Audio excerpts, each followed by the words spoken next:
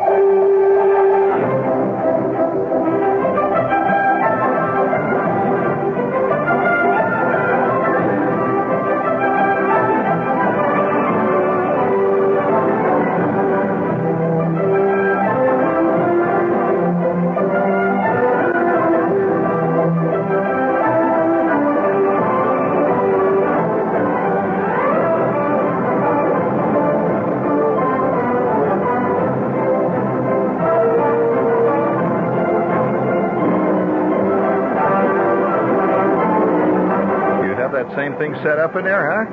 All right. Get ready with it now. We're going to use it. Hooray. Oh, no. Into each life. Something must fall. What the hell was it? Into each life, It's right on the tip of my head there. Right on the very tip of my point. Into each life, some... Son of a gun. I knew what that was. It was one of those things I know. If you ask me what time the 827 IRT arrives, I could tell you right away. 9:48. I mean, sure, you've never taken the IRT, then you don't know that. What time the 512 to Darien leaves? Well, I'd say about 6:15. Let me see here. Into each life, something must fall. Well, would you please give me a cheer and a blast of applause and accompanying music for man's imperfect mind, please?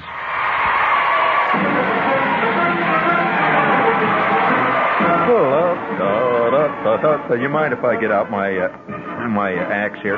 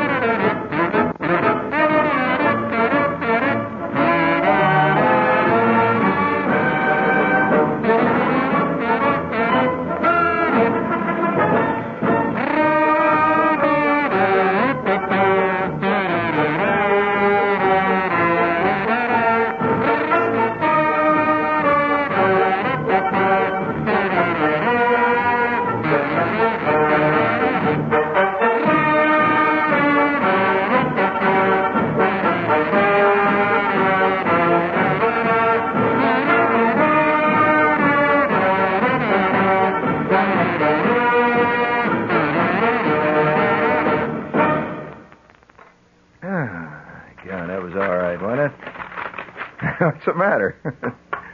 Well, you just can't. There's no substitute in the end, friends, for talent. And you can do it all you want. You can holler. Hey, by the way, would you please, if you will, excuse me, Carl? Hey, Carl. Not that one. Reset in there, if you will, one of my great solos, Semper Fidelis. It's on that same cut, the same disc in there.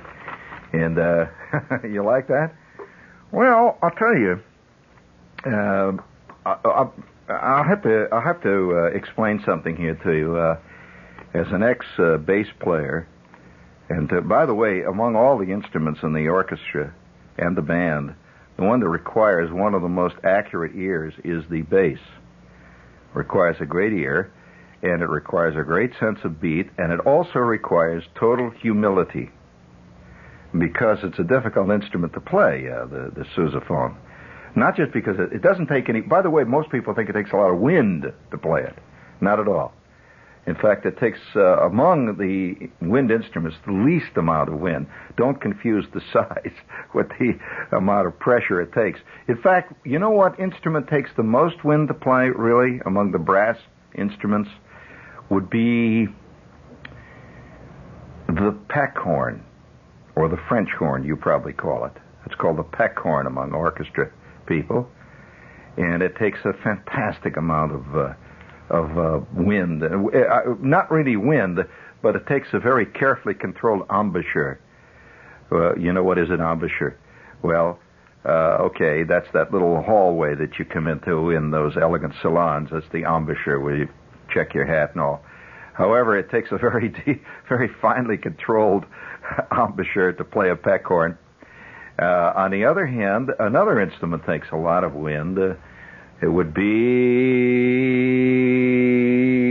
I would say, basically the trumpet. A trumpet is a mean instrument. It tears hell out of your lips. It just blows you right off the... Now, playing a sousaphone or a tuba, two different instruments, by the way, which may confuse most people who tend to think of anything as a bass horn, but the tuba is the instrument that is upright.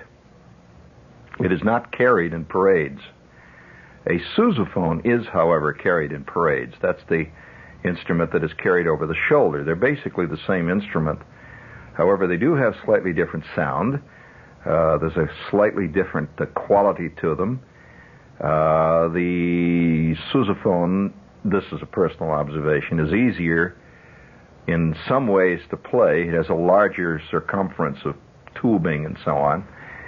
Curiously enough, the smaller uprights get tough. I mean, you start playing the E-flat upright. That's a mean little mother and tough to play. And it's the quality of getting the sound. That's where the difficulty of playing this instrument comes in. Getting the proper sound, getting the phrasing is a better way to put it. And so as a sousaphone player, at one point, I did a specialty with this big concert band that I was with. I used to perform on the kazoo with the orchestra, with the band, in concert. Sure. Not as a funny ha-ha, but as an illustration to show how one small instrument can alter the whole sound of a great band or a great musical art. You know, they say that if you play, that this is why you don't hear many classical compositions. When I say classical, serious music compositions, not necessarily classical, because classical, by the way, means a certain period in time. But you don't hear many composers use a saxophone in the orchestra. Now, you know why this is so? Well, the saxophone has a curious quality to it, and it was invented, incidentally, by a Frenchman, and his name was Saxe, S-A-X-E, and it is an instrument that overrides and overshadows and, in fact, completely colors the entire sound of the orchestra, which means that if you write a piece of music, let's say an orchestral suite, for argument's sake, and you write into it a part for a saxophone, let's say an alto or a tenor sax, as a legitimate instrument, it comes out when you actually play it as if you have an alto sax or a tenor sax accompanied by an orchestra. Well, now that's not what you're looking for. You want it to be part of the orchestra, but it just doesn't. It overshadows an orchestra completely when it's used. That's why when people began to talk about jazz bands, when the word jazz came in the 1900s, early 1900s, they were primarily referring to a sound of an orchestra that had with it a saxophone, which gave it a whole different coloration. It was a different sound. I don't know why I got into this. This is totally a field of playing the kazoo, but a kazoo will do the same thing. If you take a kazoo in the middle of a 200-piece orchestra, everybody hears the kazoo. You could have four guys playing string basses in the back there. You have 17 trombones and all that. What do you hear? The kazoo. Okay? Now I'll give you an example of that. Let's go. No, I don't want the kid. It's okay. Let's go. It's got to be all the way up, Carl.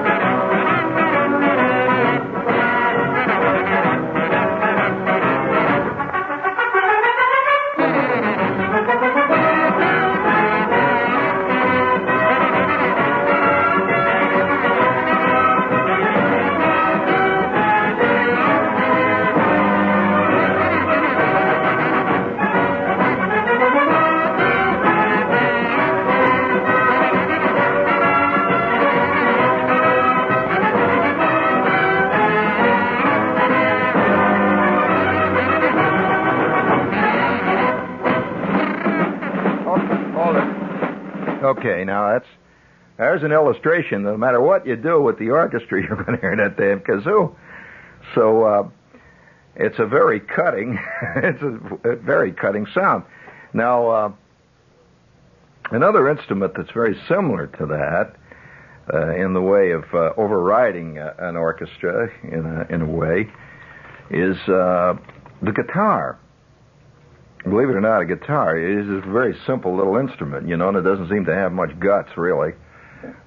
That a guitar played properly in the middle of a band or orchestra will sound, you sit in the back, 5,000 rows back, and say, what's that guitar?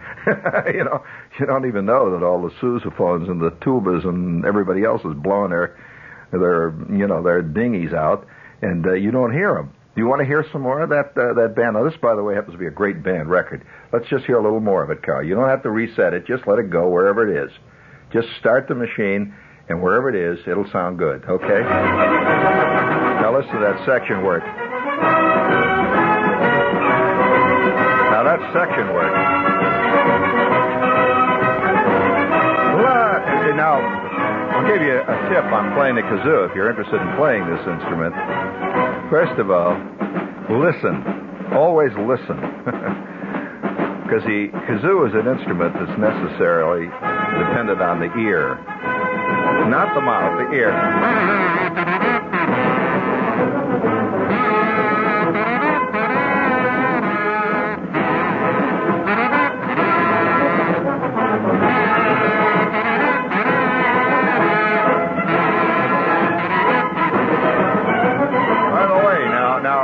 Now, reset that, Carl, please. While I'm talking here, you reset it. If you play your kazoo with, make sure you're consistent to begin with. Don't play the melody, because the melody, let's say in the case of this piece of music, is played at alternate times by various instruments. Not one instrument plays the whole melody. So you may find the trumpets at one point are playing the melody. The next moment you hear the bass section is playing the melody. This is the bass section. So you have to pick what section you're going to play. If you play them all, you're not playing anything. Would you please, if you will, listen carefully to me. You'll find over there, you'll find a thing, that record that little Lee brought in. Okay? If you will look carefully at it, you will find a thing that is entitled Frogs. Bog. Okay. You're a very literal lady. You know that. All right, put it on there. I'll show you what I'm going to do with that. And while Carl's in there flailing around with the machines, I would like to salute, for those of you who wonder what's happening out there in the country. You know, a lot of people say, well, nothing happens out there. You know, anything beyond Manhattan, there's just no excitement. Well, I have a little item here, which I think ultimately is going to go into our vast file of trivia here, so that when people, future times, know what our society was really like, okay? It's a wedding announcement. Now, wedding announcements could be very dull, right? You know, the description of what the bride wore, and the description of the last company that the bridegroom was fired from, and the description of the bride's father and the bride's mother, and a little brief description that the groom's father just left Leavenworth, and various things like that. You know, it's very dull. Well, all right, here, listen to this one. I will not tell you what town it is. It doesn't matter. Nor will I give you the real name. Okay? All right. Let's take this name. We'll just pick a name, huh? Okay. Marcia Johnson, daughter of Mrs. George Johnson of Chicago, Illinois, and Paul Watanabe, son of Dr. and Mrs. Ralph Watanabe of Floral Park, were married on Saturday at the church. Given in marriage by her father, the bride wore a white gauze dress with crochet trim and a white satin sash. She carried a bouquet of white and yellow daisies and wore a crown of baby's breath. Up to that point, we're still with it, right? Classic, huh? Okay, it gets better. The couple had no attendants except their dog, Walker, who accompanied them throughout the ceremony as best dog. A cocktail hour and reception was held at the home of the bridegroom's parents. After the ceremony, relatives and friends from Illinois, Connecticut, and Vermont attended, as well as another dog, Fred, and the family duck, Albert. Mr. Watanabe is a graduate of the University of Illinois and works in the office of the paper here in town. Mr. Watanabe attended Middlebury College in Vermont and earned a graduate degree from Indiana University. Oh, we're very proud. He's one of our fellow alumni, and I hope he and the best dog there got along fine. I wonder if the best dog, passed the ring up to him and did all that stuff. And there's a picture, incidentally, in the paper of the ceremony. It's a very touching ceremony. You see a beautiful picture. It's a classic picture. You see the reverend in the church and the lady wearing her white bridal gown, and there's the man standing there.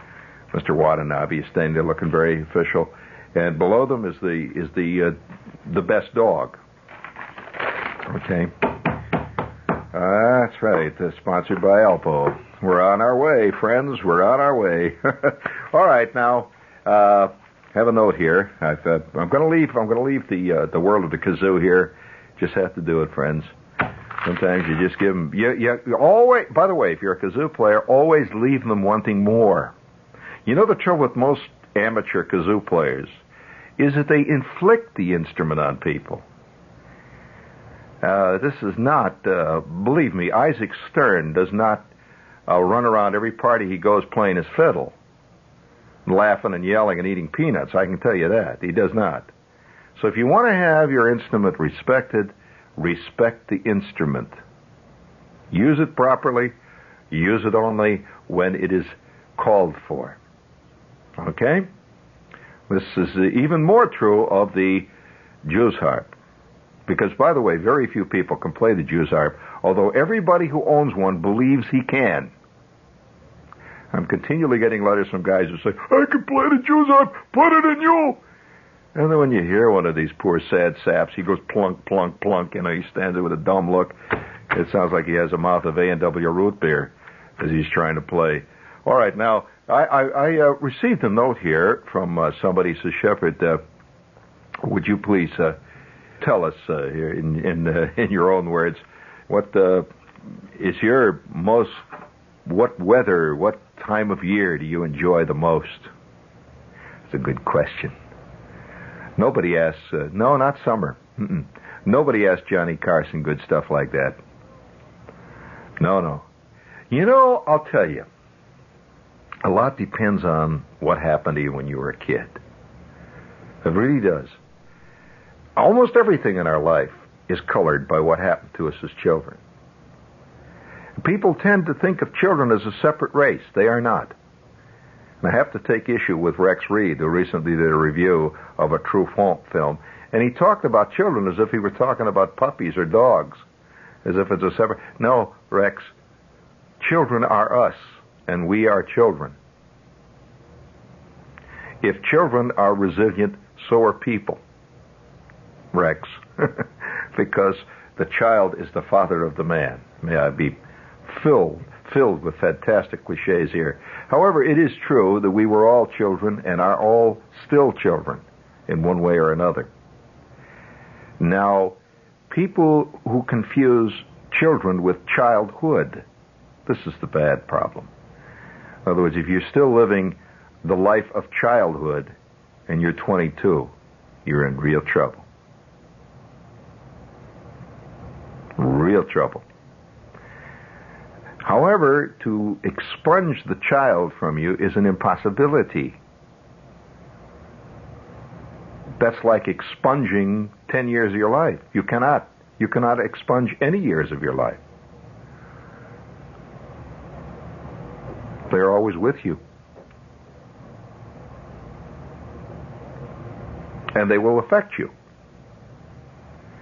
And I'll tell you, when I was talking about the weather, see, I was into sports. Now, I don't mean sports in the sense of skiing. That's not really the thing that I would call sport. It's a pastime. Sport, I mean sports. Competitive. And I played football. Now, most guys I knew did. I mean, you know, you tend to get friends around you who are like you. And so I played football all through high school football. And we would go out in the middle of August, and for spring, not spring really, but fall training. It was to get the team ready for the season, which began roughly, the 15th of September, something like that. And we would go out like the 1st of August. Well, it was during that period that I grew to hate August. Well, I don't know whether you've ever done 150 push-ups in a 100-degree temperature wearing shoulder pads. You tend to not look upon August with favor. You used to hate August coming along. And also you ached. Oh my God. Oh, we would do laps, and we would do push-ups, and we would do squat and bends. We would do the famous bicycle rock. That's a goodie. You know how that one's done, don't you? Lay flat on your stomach, and you rock back and forth like a rocker. Back and forth, back and forth. Of course, remember, we're not doing it for fun and games like your average jogger. We are wearing pads. We are wearing the works. Well, it gets to be very boring. Boredom, heat, yelling. I always had splinters under my fingernails. See, because these are the little things you pick up playing football. I always had constant scabs here and there and everywhere. Constant things that ached and little things that hurt.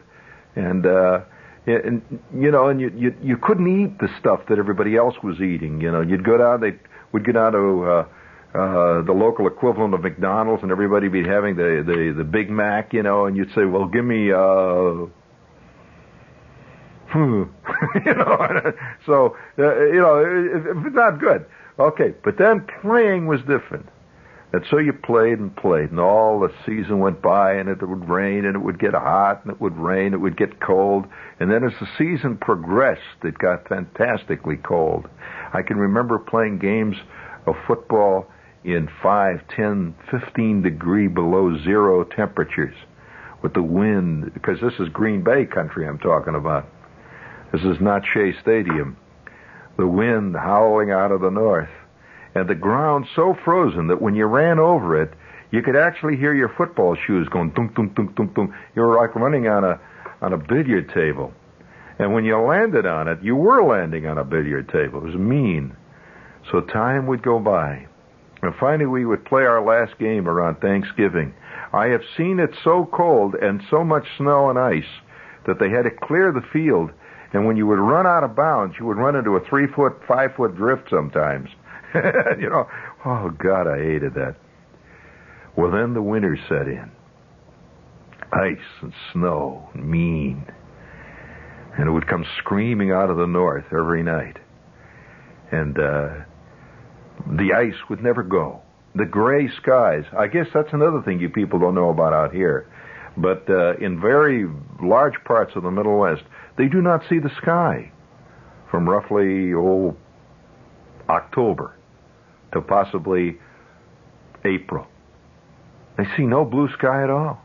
It's just one big solid gray cover over it. That's called the winter cover, by the way, is what it's called.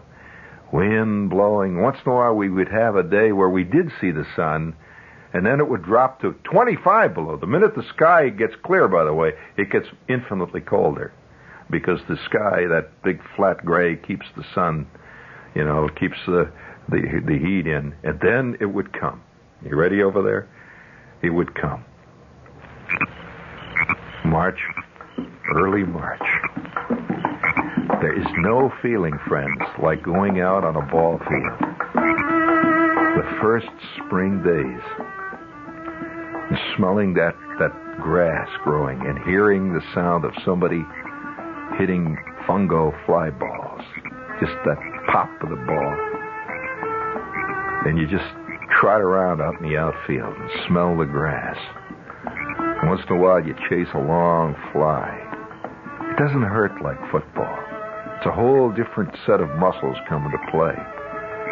And then you begin to throw those short throws into second base, getting your arm in shape. And then you take your turn at bat. You start fouling off a few, taking those swings at a batting practice pitcher that's throwing them in easy because he's getting his arm ready too. Just no time like those first early spring days on a ball field. And anybody who has never experienced it will never understand baseball. It's grass. It's a new season. It's the smell of the river in the distance and the swamp and the sound of the frogs. That's baseball, early spring. My favorite time of the year. Very early spring. You may even find a little ice under the grandstand here and there. Yeah, and you wear a sweatshirt to warm up in. Yeah. And that hurt in the palm. You haven't caught a ball all year, and your palm hurts from getting those first few hard throws, and it swells. Your glove has that smell of not being used all winter. You rub oil into it. It's a fantastic feeling.